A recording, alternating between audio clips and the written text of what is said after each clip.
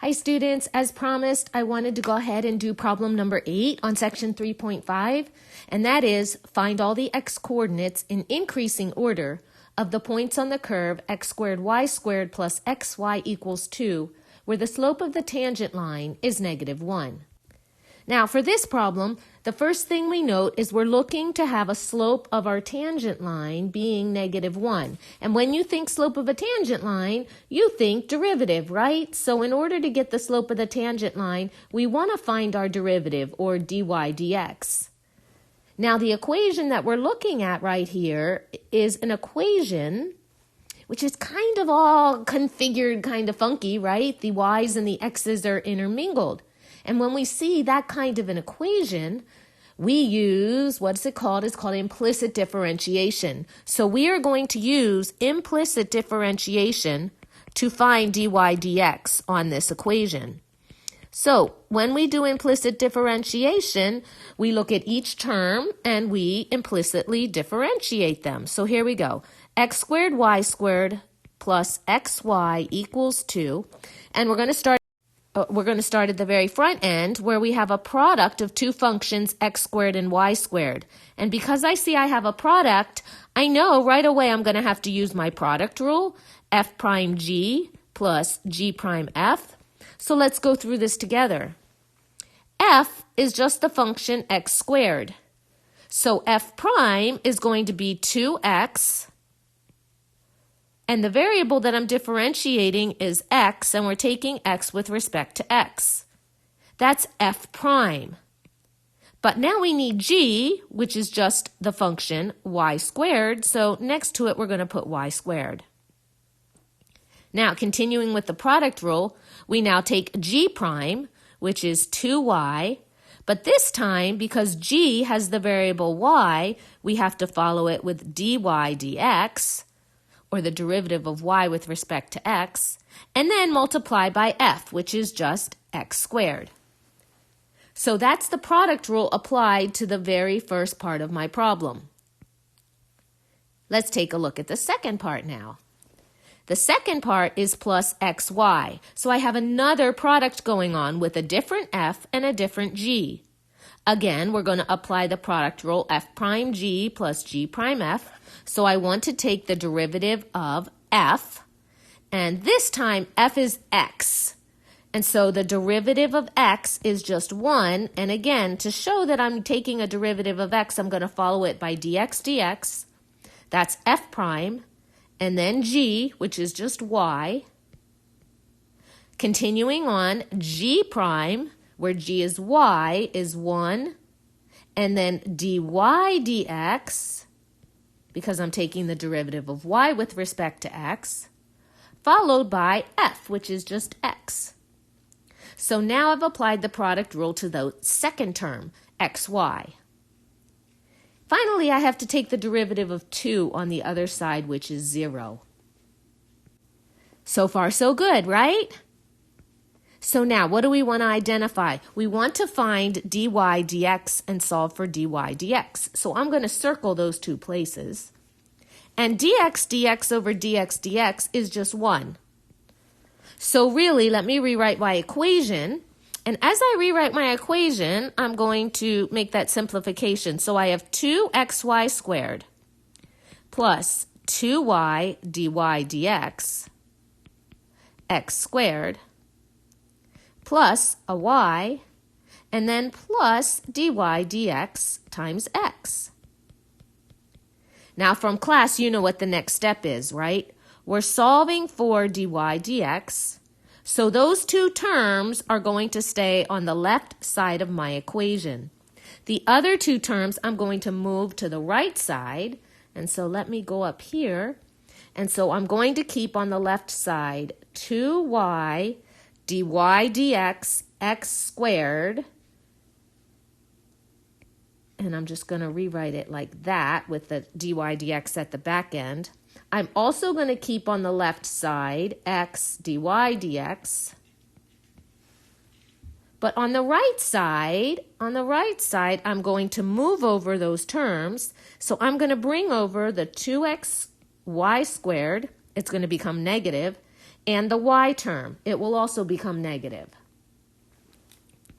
Continuing on, what do? We've got dy dx, we've got dy dx, and how do we solve for dy dx when it's in multiple terms? We factor it out. So we're going to take out dy dx, leaving us with 2yx squared plus x, and on the right side, minus 2xy squared minus y. See what we're doing? Solving for dy dx, right? So we're going to get rid of this quantity, 2yx squared plus x, 2yx squared plus x, and that's going to tell us that dy dx is just negative 2xy squared minus y all over 2yx squared plus x. Now this is the slope of my tangent line, right? And we want this tangent line to have a slope of -1. Oh my goodness gracious. We want this whole derivative right here to be equal to -1, right? Okay. Well, let's make some more space, okay? Let's just move this up a little bit. We want this derivative to be equal to -1. So let me write this derivative down for us. This derivative is negative 2xy squared minus y over 2yx squared plus x, and I want that equal to -1.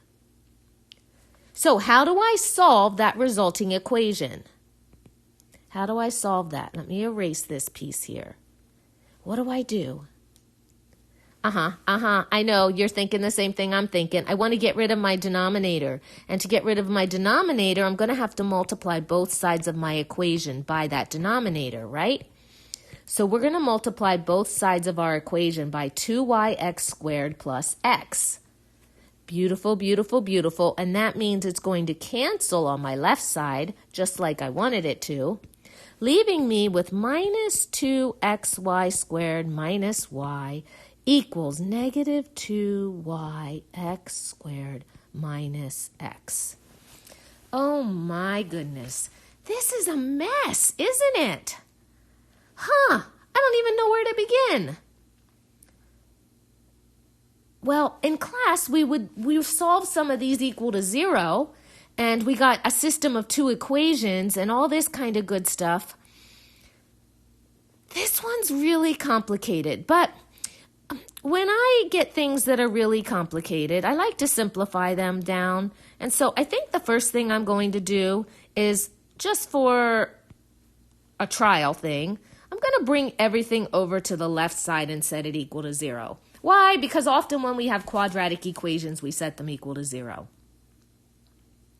And I don't know about you, but I see a little bit of a pattern emerging. What if I took and grouped these 2 terms together here on the front end and grouped these 2 terms together on the back end? What if we group those together? What could I pull out on the front? Well, let's see. If I take out a minus y, what am I left over with? I'm left over with 2xy minus 1. And if I pull out from the other 2 a common factor of x, I'm left with 2xy plus 1. Now, they don't match, but you notice I made a mistake, didn't I? Hang on here. Let's catch that mistake. On the front end, I pulled out a negative y. So when I go to remultiply, I need to get back a negative. But a negative times a negative is a positive. So this should actually be a plus here, right? Negative y times 1 will give me the negative y. And by seeing that little mistake, I can now see, check it out, this factor and this factor are identical. And so I can really just factor those out, can't I? I can take out 2xy plus 1 from both of these terms using that whole idea of factoring by grouping, right? And what does this give me? Notice what this gives me. This gives me some beautiful equations right here. it gives me an equation where I have 2xy plus 1 times the quantity negative y plus x. And all of that is set equal to 0. So we have a product equal to 0, and you know the zero factor property that says when you have a product equal to 0, then either the first factor is equal to 0 or the second factor is equal to 0. So I'm going to write down 2xy plus 1 equals 0, or my second factor minus y plus x equals 0. And that gives us two equations, right? So let's see, 2xy equals negative 1, or I guess I could say y is negative 1 over 2x, or negative y plus x equals 0, so if I solve, I get x equal to y. So I now have two relationships, two equations that are possible for my 2xy plus 1 equal to 0, or my negative y plus x equals 0. Okay, so let's reframe and let's say, what are we doing again? Let's remind ourselves. The first thing we did was we used implicit differentiation to find the slope of the tangent line, or the derivative. And we were told to figure out where the derivative, or the slope of the tangent line, is equal to negative 1. And so we set that equal to negative 1, and we solved. And we found that there's two locations. The first location is when y equals negative 1 over 2x, and the second location is when x equals y. But we actually have to figure out what those points are.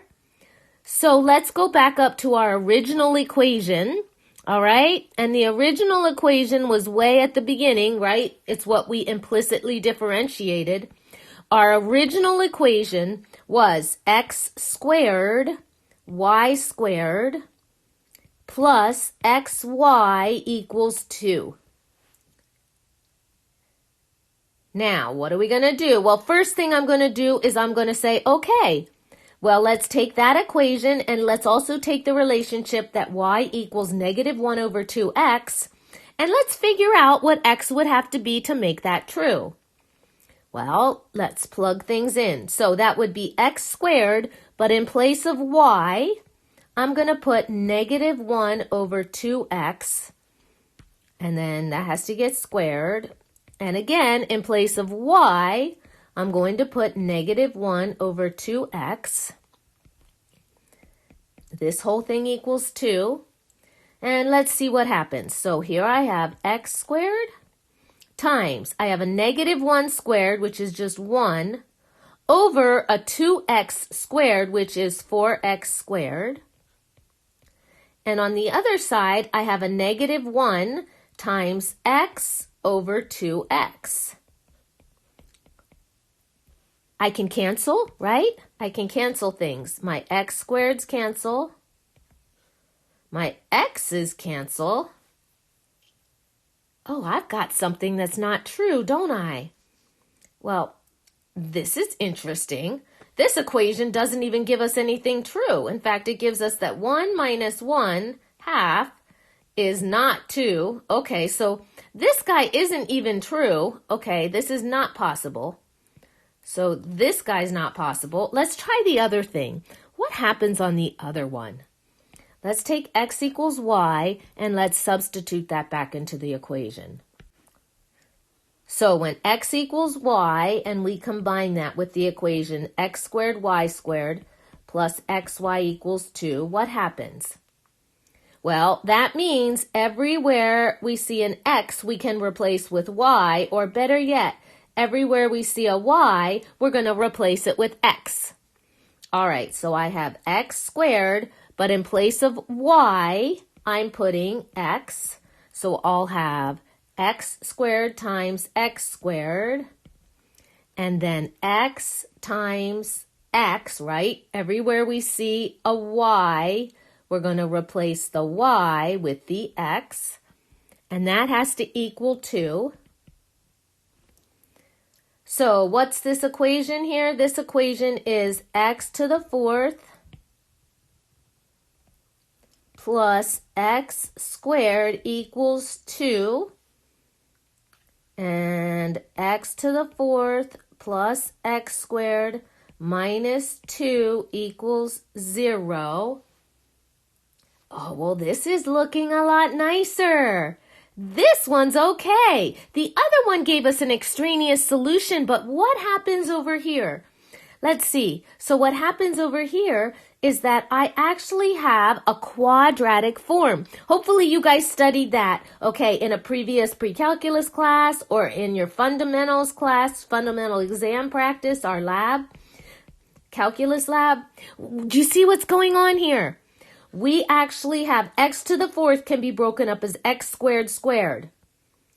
And then this here could be thought of as a variable, right? X squared itself could be thought of as u.